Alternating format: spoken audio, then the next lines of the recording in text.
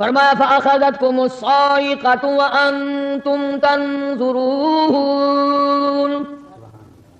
قوم کے سامنے حق بات آئی، اللہ کا پیغام آیا، انہوں نے جب ٹھکرا دیا، جبریل امین نے ایک چیخ ماری، ایک چنگار ماری، ساری کائنات انسانی برباد ہو گئی۔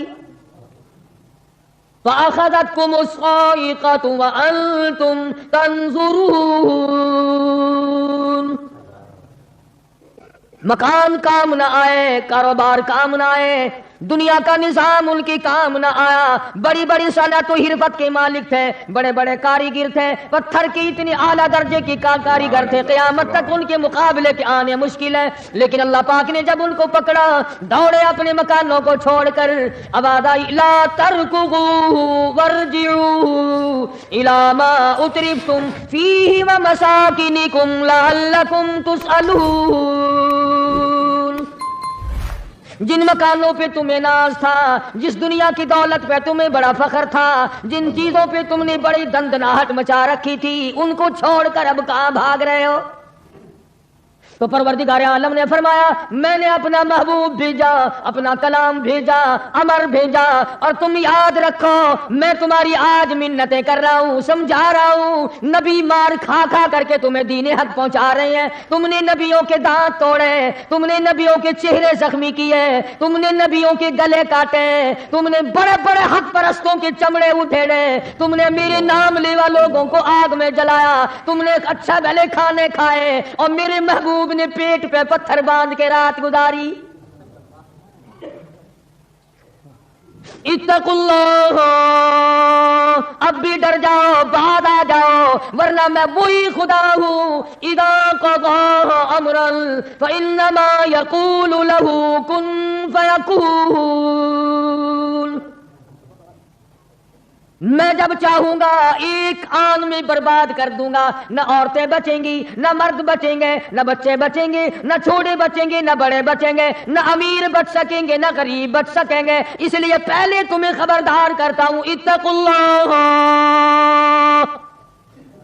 ڈرو مجھ پروردگار سے، یہ رات جو تمہیں آرام دیتی ہے میں اسی کو عذاب بنا دوں گا، یہ دن جو تمہیں چلنے پھرنے کا کام دیتا ہے، کمائی کا کام دیتا ہے، روزگار کا کام مہیا کرتا ہے، روزی پہنچانے کا ذریعہ بنتا ہے، اگر تم نے میری نہ مانی، مجھے اپنی کبریائی کی قسم یہی دن تمہارے لیے وبال بنا دوں گا، ڈرو مجھ سے، میرا یقین پیدا کر۔ حدیث میں آتا ہے قلوب المؤمنین عرش، او کما قال النبی صلی اللہ علیہ وسلم، کالی کملی والے صلی اللہ علیہ وسلم نے فرمایا اللہ پاک یوں فرماتے ہیں او میرے بندے، آنکھ تیری، دماغ تیرا، زبان تیری، ہاتھ تیرے، ناک تیرا، شکل و صورت تیری، تمام جسم بدن بنایا میں نے ہے تیرا، ایک دل کی کوٹھڑی میرے رہنے کے لیے خالی رکھ۔ قلوب المؤمنین عرش، ارشاد فرمایا مومن کا دل میری قیام گاہ ہے، یقین والے کا دل، خوف کھانے والے کا دل، غیرت شرم حیا والے کا دل میری قیام گاہ ہے، اور میرے بندے میں تیرا خدا، تو میرا بندہ، میں تیرا پروردگار، تو میرے دروازے پہ ہر وقت جھولی پھیلانے والا، تو نے میری کوٹھڑی میں غیروں کو آباد کیا، میری جگہ ختم کر دی۔ اتقوا اللہ، مجھ سے ڈرتا رہے، یقین اپنا، جب یقین میں لچک آ جاتی ہے ایمان کمزور ہو جاتا ہے۔ تو میں عرض کر رہا تھا کہ امام بخاری رحمہ اللہ نے فرمایا الایمان یزید و ینقص، ایمان گھٹتا بھی ہے ایمان بڑھتا بھی ہے، یعنی ایسی شکل نہیں کہ ایمان داخل ہو گیا پھر پتھر کی طرح جمع رہا، اس کا آنا جانا رہتا ہے۔ ارشاد فرمایا مدنی کریم صلی اللہ تعالی علیہ وسلم نے لا یزنی زان هو مؤمن، او کما قال النبی صلی اللہ علیہ وسلم، فرمایا زانی زنا نہیں کر سکتا اس حالت میں کہ وہ مومن ہو۔ تشریف فرمائی ہے محمد عربی صلی اللہ تعالی وسلم نے، جب آدمی بدکاری کرتا ہے، زنا کرتا ہے، ایمان چھوڑ کر الگ ہو جاتا ہو بے غیرتی، تجھے شرم نہیں آتی؟ میں خدا کا بھیجا ہوا ایمان ہوں، میں الگ ہو جاتا ہوں۔ فرمایا لا یسرق سارق وہو مؤمن او کما قال النبی صلی اللہ علیہ وسلم، جب آدمی چوری کرتا ہے ایمان نکل کر دور چلا جاتا ہے۔ اسی طرح فرمایا جب آدمی جھوٹ بولتا ہے ایمان الگ ہو جاتا ہے، حرام کھاتا ہے ایمان پاس نہیں رہتا۔ تو فرمایا ایمان بڑھتا بھی ہے ایمان گھٹتا بھی ہے، اگر درخت میں پانی نہ دو اس کے پھل سوکھ جائیں گے، پتے سوکھ جائیں گے، کلیاں مرجھا جائیں گی، پتیاں مرجھا جائیں گی، بے رونق ہو جائے گا، یوں معلوم ہوگا کہ کاٹ کے جلانے کے قابل ہو گیا ہے، اب اس میں کچھ باقی نہیں۔ جب آدمی میں ایمان نہیں رہتا وہ پھر جہنم میں جلانے کے قابل بن جاتا ہے۔ اعمال پانی ہے، پروردگار عالم کا ذکر پانی ہے، استغفار پانی ہے ایمان کے لیے۔ درود شریف محمد کریم صلی اللہ علیہ وسلم کے ذات اقدس پہ پڑھو گے ایمان کو پانی ملے گا۔ جیسے تجھے پیاس لگتی ہے پانی کی، ایمان کو پیاس لگتی ہے اللہ کے ذکر کی۔ تو یہ بڑھتا بھی ہے گھٹتا بھی ہے۔ اور قرآن کریم کے دوسرے مقام پہ ہے من عمل صالحا من ذکر او انثى وهو مؤمن فلنحيينه حياة طيبة ولنجزينهم اجرهم باحسن الذي كانوا يعملون۔ مرد ہو یا عورت ہو، اللہ پاک فرماتے ہیں وهو مؤمن فلنحيينه، دنیائی میں ایمان کا مزہ چکھنے لگتا ہے۔ اس اعتبار سے پتہ چلا کہ ایمان ایسی چیز نہیں جو دیکھنے میں آئے، ایمان ایسی چیز ہے اس کی لذت، اس کی مٹھاس، اس کی حلاوت، اس کا کیف، اس کا سرور آدمی کے منہ میں بھی آتا ہے۔ چنانچہ جو لوگ اللہ اللہ کرنے کے عادی ہیں، جن کا مزاج بن گیا پروردگار عالم کو یاد کرنے کے، خدا کی قسم ایک مرتبہ اللہ کہنے کے مقابلے میں پوری دنیا دو وہ ٹھکرا دے گا۔ وہ کہتا ہے اس میں تو اتنا مزہ ہے، پوری کائنات میں اتنا مزہ نہیں۔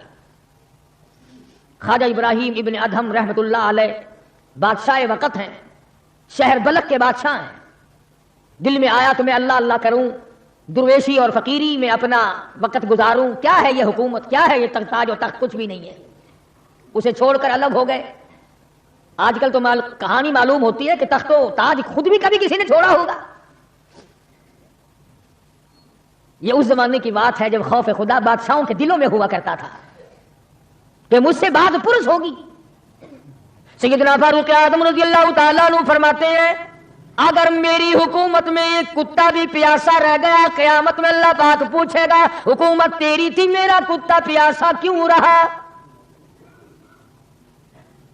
ایک عورت نے مدینے میں بلی پال رکھی تھی، وہ کہیں گئی دور اور مکان میں بلی کو بند کر گئی، اسے زیادہ وقت لگ گیا، وہ بھوک پیاس کی وجہ سے مر گئی بلی۔ مدنی کریم صلی اللہ علیہ وسلم نے فرمایا جب وہ عورت مری میں اس عورت کو جہنم میں جلتا ہوا دیکھ رہا ہوں۔ جو خدا بلی کی اور کتے کی پیاس کو برداشت نہیں کر سکتا تو اس خدا سے یہ امید نہیں رکھتے کہ وہ ہم سے بھی پوچھے گا۔ آدمیوں کے بارے میں وہ خدا نہیں پوچھے گا، انسانوں کے بارے میں نہیں پوچھے گا، ماں باپ کے بارے میں نہیں پوچھے گا، استاد اور پیر کے بارے میں نہیں پوچھے گا، وہ خدا اپنے قرآن کے بارے میں نہیں پوچھے گا کہ تم نے قرآن کی کیا قدر و قیمت کی ہے۔ تو خواجہ ابراہیم ابن ادہم رحمت اللہ علیہ نے بلخ کی بادشاہت کو ٹھوکر مار دی، فرمایا یہ پڑا ہے تمہارا تخت و تاج، اٹھاؤ اسے، یہ کیا دولت ہے، کچھ بھی نہیں۔ کچھ دنوں کے بعد خواجہ صاحب سے ملاقات ہوئی بادشاہ کی، وہ بھی کوئی نیکی آدمی ہوگا، کہنے لگا کہ اگر آپ چاہیں تو میں آپ کی بادشاہت اب بھی لوٹا سکتا ہوں۔ کبھی کبھی ہوتا ہے نا آدمی تیش میں آ کر نیکی کا ارادہ کر بیٹھتا ہے، تیش میں آ کر نیکی کا پروگرام بنا لیتا ہے، مگر پھر پچھتاتا ہے کہ آئے کاش میں ایسا نہ کرتا۔ کئیوں کو دیکھا حج کر کے پچھتاتے ہوئے، لو جی اتنے پیسوں سے مکان بن جاتا تو اچھا تھا، اتنے پیسوں سے میں زمین خرید لیتا تو اچھا تھا، کوئی کاروبار ہو جاتا تو روزی کا سلسلہ بن جاتا۔ کئیوں کو دیکھا مگر خواجہ ابراہیم ابن ادہم رحمت اللہ علیہ ولی کامل ہے جنہوں نے تخت و تاج کو ٹھوکر مار دی اللہ کی یاد کے مقابلے میں۔ بادشاہ کہنے لگا اگر آپ چاہیں تو میں آپ کی سلطنت کو واپس لوٹا دوں، آپ کو تخت شہنشاہی دے دوں، آپ قبول فرمائیں۔ رونے لگے اور فرمایا میں لے کر کیا کروں گا؟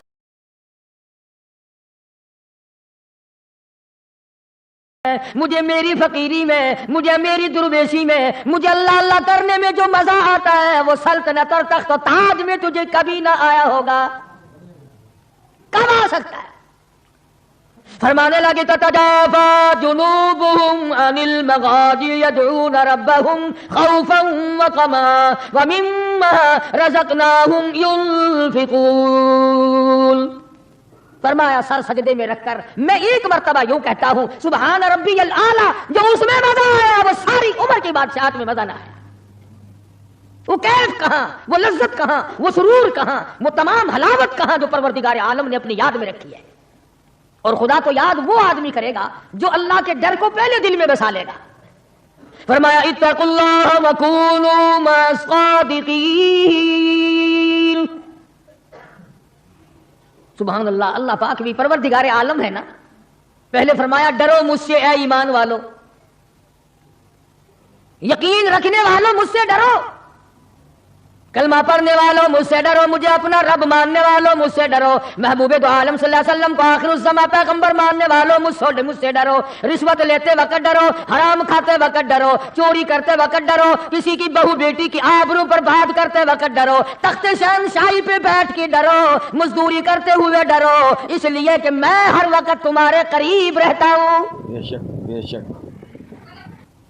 صحابہ کرام نے عرض کیا حضور اکرم صلی اللہ علیہ وسلم نے فرمایا اللہ پاک تمہارے قریب رہتا ہے، تو فرمانے لگی اربنا قریب فنناجی، کیا رب العالمین ہمارے بالکل قریب رہتا ہے ہم سرگوشی کیا کریں، ام بعید یا ہم سے دور ہے، فننادی ہم اس کو آوازیں دے دے کر دور سے بلایا کریں، ابادائی ونحن اقرب الیہ من حبل الورید. او میرے بندے تو دور کے بارے میں سوال نہ کر، میں تو تیری سیاہ رگ سے بھی زیادہ قریب ہوں، میں بہت نزدیک ہوں. یہ الگ بات ہے کہ تم مجھے دور بھی نہیں مانتا. پھر یوں فرماتے ہیں کہ میں تیری کتنی برداشت کرتا ہوں. بچپن سارا گیا، جوانی ساری گزر گئی، بوڑھا ہو گیا، سفید بال آ گئے. حدیث پاک میں آتا ہے کہ اللہ پاک اس عمر میں آ کے غضب میں آ جاتے ہیں. عمر رسیدہ ہونے کے بعد بھی آدمی کے مزاج میں وہی لالچ، وہی طمع اور وہی بے خوفی اور وہی بدماشی اور وہی کاما. یوں آتا ہے حدیث پاک میں کہ اللہ پاک جب بوڑھا آدمی ہو کر سفید بال آ جانے کے بعد جب خدا کے حکموں کی خلاف ورزی کرتا ہے تو اللہ کا قہر جوش میں آتا ہے، او کمینے اب تو بعد آ جا. قبر کا گڑا تیرے سامنے ہے، قبر کا اندھیرا تیرے سامنے ہے، موت کا جھٹکا تیرے سامنے ہے، تو یاد رکھ ایسی رگڑ لگے گی کہ تیرے پڑوسیوں کو خبر ہو جائے گی. مگر یہ باز نہیں آتا. بے شمار لوگوں کو دیکھا بڑھاپا چھا جانے کے بعد اس عمر میں بھی داڑھی منڈوا کر پیشاب کی نالی میں پھینکتے ہیں. میں ایک بات کہتا ہوں، مسجد میں بیٹھے ہو، باوضو بیٹھے ہو، الحمدللہ سارے ایمان والے ہو، کلمے والے ہو، نبی کی امتی ہو، تمام چیزیں موجود ہیں. اب یہ شکل لے کر اگر ہم حضور صلی اللہ علیہ وسلم کے دربار میں قیامت کے دن گئے کہ یا رسول اللہ پیاس سے مر گئے، 50,000 سال گزر گئے، مرے ہم، پیاس سے تباہ ہو گئے، نہ موت آتی ہے نہ کوئی زندگی ہے. اور میرا ایک سوال ہے، اگر آقا نے یوں فرما دیا کہ تو میرا نہیں میں تیرا نہیں، پھر کہاں بیڑا غرق ہوگا، کہاں جا کے مریں گے؟ شکل دیکھ کر فرما دیا اگر حضور نے کہ تو میرا ہے ہی نہیں، تیری صورت میرے والی نہیں، میرے صحابہ والی نہیں، میرے اہل بیت والی نہیں، میرے ولیوں والی نہیں، میرے مسلمانوں والی نہیں، اور شکل تو تیری ریگن اور کوسی جن اور یہودیوں سے ملتی ہے، تو اب مطلب نکالنے کے لیے میرے پاس آ گیا ہے. کیا جواب ہوگا ہمارے پاس؟ خدا کی قسم لوگوں رسول اللہ کی صورت سے پیار کرو، محبت کرو، جب ایمان بنے گا. جس آدمی کے دل میں محمد عربی صلی اللہ علیہ وسلم، اور تم اس شکل سے پیار نہیں کرتے جس شکل کو دیکھنے کے لیے آسمان کے فرشتے تڑپے ہو. تمہیں اس صورت سے پیار نہیں جس صورت کو دیکھنے کے لیے آسمان کے فرشتے ترستے رہے ہو. تمہیں اس صورت سے آج تک پیار نہ ہوا جس صورت کو دیکھنے کے لیے سدرۃ المنتہا پہ کھڑی ہوئی بیری کے پتے بھی دیدار کو ترستے تھے. ویسے ماشاءاللہ بڑی محبت کا دم بھریں گے، ہمارے نبی یوں ہیں، ہمارے نبی یوں ہیں، اور نبی تو سب کچھ ہے، تو بھی کچھ بنے گا کہ نہیں؟ وہ تو سب کچھ ہے، تو اپنا بتا تو کون ہے؟ اگر غلام ہے تو میرے آقا کا پھر غلام والی شکل بنا، آقاؤں والی شکل نہ بنا۔ امام الانبیاء محبوب کبریا حضرت محمد مصطفیٰ صلی اللہ تعالی علیہ وسلم نے صاف صاف فرما دیا، اور لوگوں قرآن کریم کا 19واں سپارہ اٹھاؤ، رب العالمین کا عطا کردہ حوض کوثر ہوگا، مدنی کریم صلی اللہ علیہ وسلم اس میں تشریف فرما ہوں گے، 50,000 سال کے پیاس سے آئیں گے، آپ اپنے رحمت والے دستے مبارک سے پانی پلائیں گے، کچھ لوگ آئیں گے بھیڑ کریں گے، رش کر کے آگے بڑھنے کی کوشش کریں گے، مگر فرشتے ڈنڈے مار مار کر واپس کریں گے۔ حضور اکرم صلی اللہ علیہ وسلم فرمائیں گے آنے دو میری امتی معلوم ہوتے ہیں، آنے دو۔ فرشتے عرض کریں گے یا رسول اللہ یہ وہ لوگ ہیں آپ کی رحلت فرما جانے کے بعد آپ کی حدیث ان کے پاس موجود تھی، آپ کی عطا کردہ امانت قرآن کریم موجود تھا، انہوں نے دونوں ٹھکرائے، اپنے مطلب کی زندگی گزاری، رسومات پھیلائی، شرک پھیلایا، بدعت پھیلائی، تیرے صحابہ کو گالیاں دی، تیرے ولیوں سے برا منایا، گردنیں کاٹی اللہ والوں کی، مخالفت کی۔ قرآن کریم میں آتا ہے مدنی کریم صلی اللہ علیہ وسلم کا غصے کی وجہ سے چہرہ انور سرخ ہو جائے گا، اور آپ غصے میں آ کر فرمائیں گے، قرآن کریم ہے وقال الرسول یا ربی القوم اتخذوا یا ربی القوم، اے میرے پروردگار یہ میری قوم، یہ میرا کلمہ پڑھنے والے، اتخذوا هذا القرآن مہجورا، یہ وہ لوگ ہیں انہوں نے قرآن مجید کا مذاق اڑایا، انہوں نے قرآن مجید کا تمسخر اڑایا، انہوں نے تماشا سمجھا تیرے قرآن کو۔ وَكَذَلِكَ جَعَلْنَا لِكُلِّ نَبِيٍّ عَدُوًّا مِّنَ الْمُجْرِمِينَ، اے میرے پروردگار یہ میرے نہیں، میں ان کا نہیں، یہ جیسے پہلے نبیوں کے دشمن ہوا کرتے تھے یہ میرے دشمن ہیں۔ اندازہ لگاؤ ایسی صورت میں کیا بنے گی، ایسے حالات میں کیا بنے گا، کس طرح پہ زندگی بسر ہوگی، کیسے جنت میں جائے گا، کیسے پروردگار عالم کا دیدار ملے گا، کیسے رضا ملے گی، کیسے رب العالمین کی رحمت اور کریمی تجھے حاصل ہوگی۔ صحابہ اکرام رضوان اللہ تعالی علیہم اجمعین کی جماعت جو یقین میں اتنی آگے نکل گئی تھی کہ دنیا میں اس کا مقابلہ کرنے والا کوئی نہیں، حضور کی آنکھ کے اشارے پہ یقین، آپ کے فرمان پہ یقین، آپ کے اعمال پہ یقین۔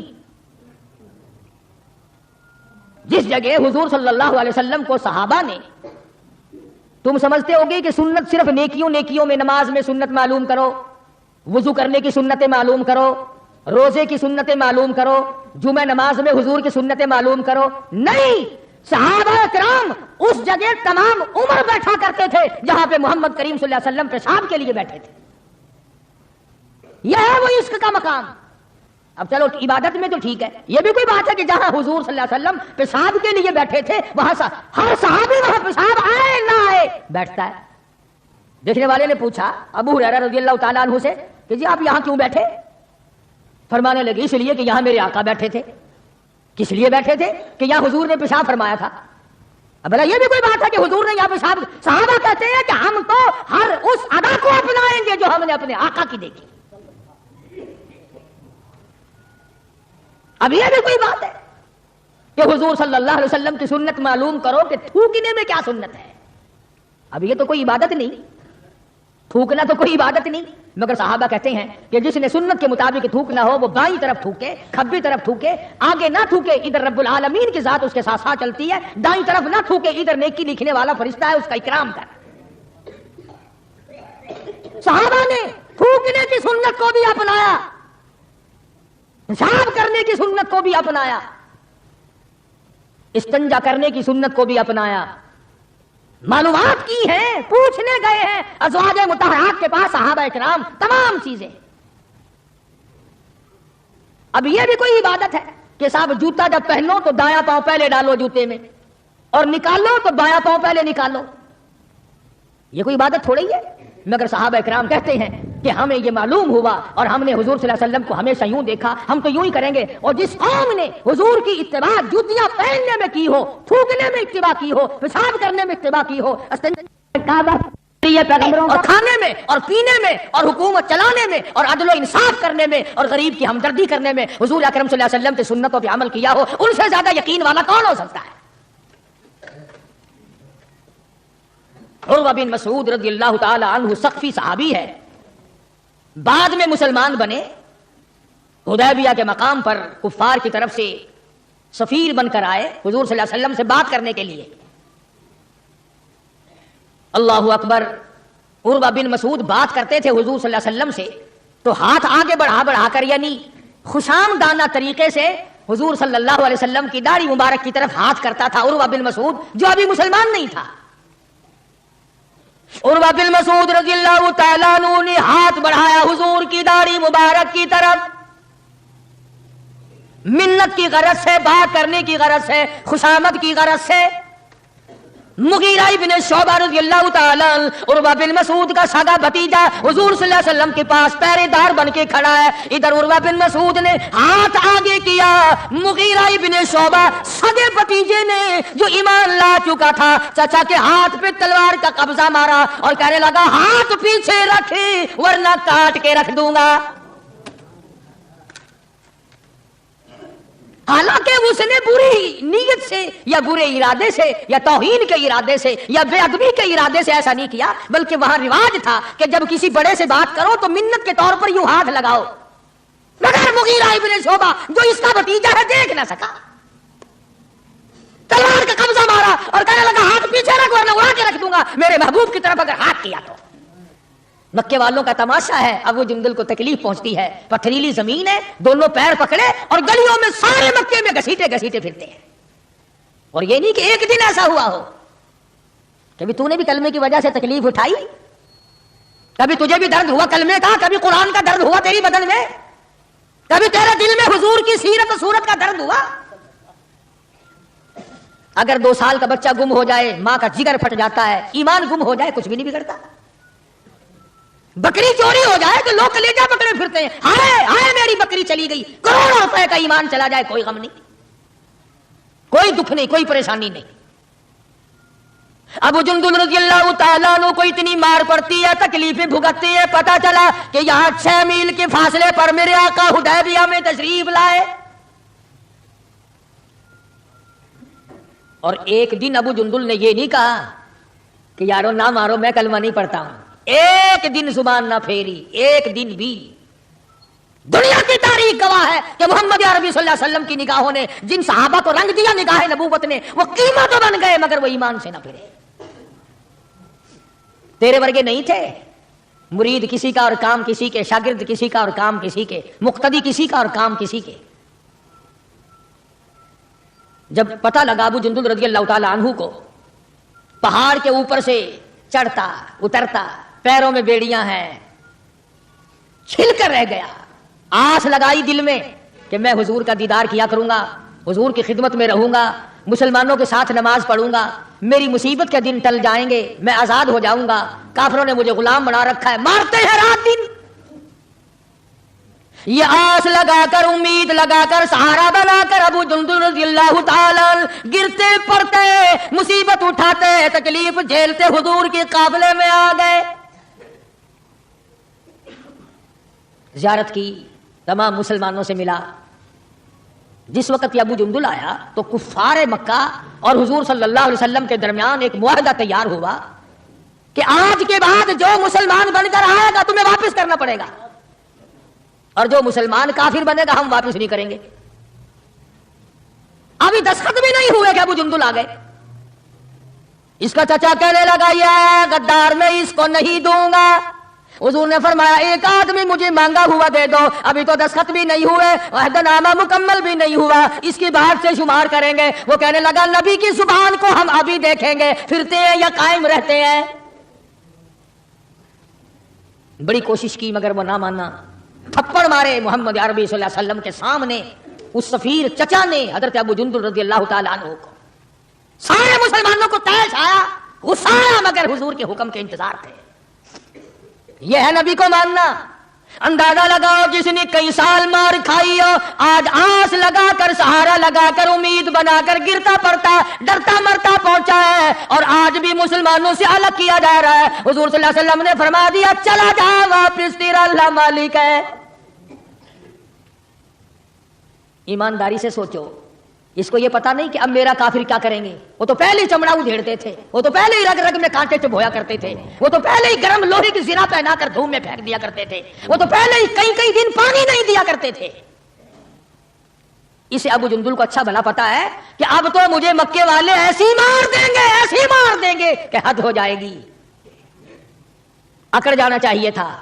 ہاں میرے ورگا مسلمان اور تیرے ورگا مومن ہوتا نا، وہی کہتا واہ واہ واہ سبحان اللہ، آپ نبی ٹھیک ہیں، یہ صحابہ ٹھیک ہے، میں مصیبت ہی اٹھاتا رہا ہوں، میں کیوں جاؤں، میں تو نہیں جاتا۔ مجھے پتا نہیں مجھے وہ ماریں گے، میری کمر دیکھو، میرا سر دیکھو، میرا بدن دیکھو، انہوں نے مار مار کے میرا کیا حال کر رکھا ہے، پھر میں مجھے پھر ہی نہیں کے پاس بھیجتے ہو۔ ابو جندل رضی اللہ تعالیٰ عنہ حضور کا حکم سنتے ہی فوراً چچا کے ساتھ چل دیے، مکی کی طرف جا رہا ہے، چچا کسیٹ کے لے جا رہا ہے، مڑ مڑ کے ابو جندل حضور اکرم صلی اللہ علیہ وسلم کا دیدار کرتا ہے اور رو کے کہنے لگا میرے آقا اس بات کا غم نہیں کہ وہ مجھے ماریں گے، اس بات کا غم نہیں وہ مجھے آگ میں جلاویں گے، اس بات کا کوئی غم نہیں میرا چمڑا ادھیڑیں گے۔ اے میرے آقا شاید مقدر میں پھر دیدار نہ ہو، اتنا تو بتا دیں آپ تو مجھ سے راضی ہیں، اتنا بتا دیں، اتنا بتلا دیں آپ تو مجھ سے راضی ہیں۔ کیا عشق ہے، کیا ذوق ہے، کیا محبت ہے، اور کیا حضور اکرم صلی اللہ علیہ وسلم کی اطاعت ہے اور کیا غلامی ہے۔ یوں لکھا ہے کہ ابو جندل کو گھسیٹ کے لے گیا، روتا چلا گیا اور عرض کرتا یا رسول اللہ آپ مجھ سے راضی ہو جائے، مجھے کوئی پرواہ نہیں، جو بنے گی وہ بن جائے۔